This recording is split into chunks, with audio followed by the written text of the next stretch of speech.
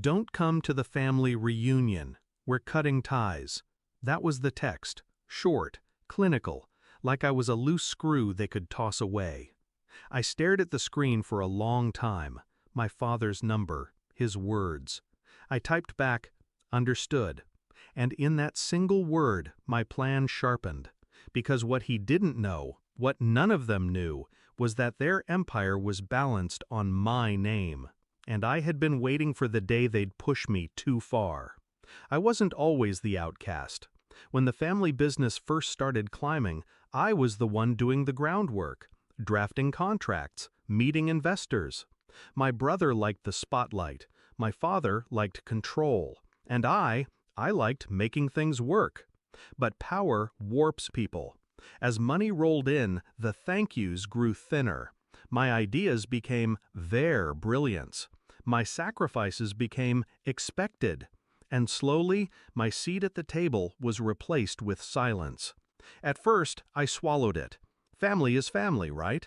But then came the betrayals, the deals signed behind my back, the forgetting to include my name on credit lines, and finally, the text. Their declaration that I was disposable. What they didn't see was the fine print. 2 years earlier, when my father needed that $2.5 million loan to keep the business afloat, the bank had hesitated. Credit risk, outstanding debt. My father was drowning. So I signed. My name, my record, my leverage. Without me, the loan never would have cleared.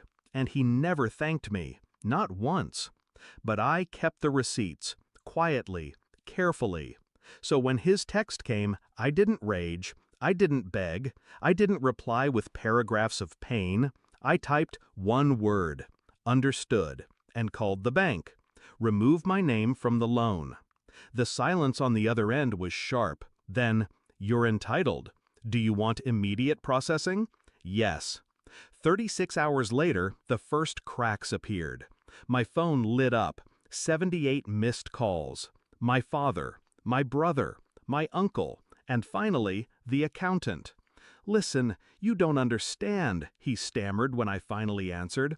"Your father's payments alone can't sustain this. Without your guarantee, the loan is in default. They'll call it in." I let his panic spill through the line, his voice a frantic drumbeat. And when he finally asked me why, I told him the truth. They cut ties. I'm just respecting their wish. By day 3, the empire bled. Creditors circled. Investors whispered. Contracts froze. My brother, the golden child, sent one text. "You're destroying us." I replied with the same word I'd given my father. Understood. The confrontation came at their house. My father demanded I show up. I did. The air reeked of whiskey and desperation. My brother sat slumped on the couch, his bravado gone.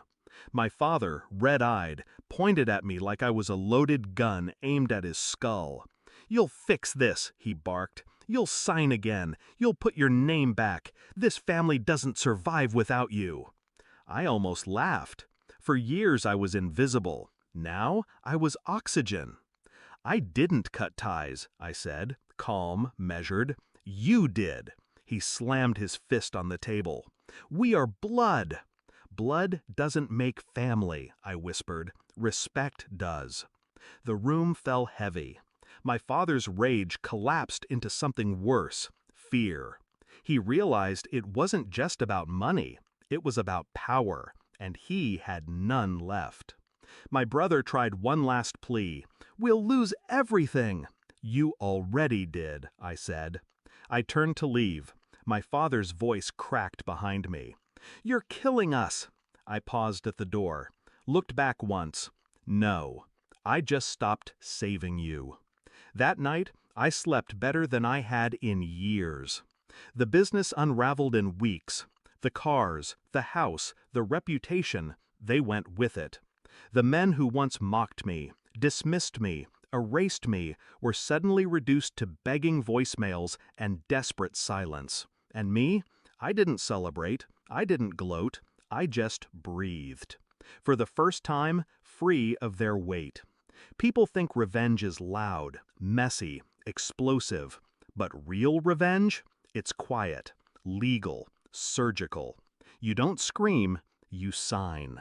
My father wanted to cut ties, so I handed him the scissors.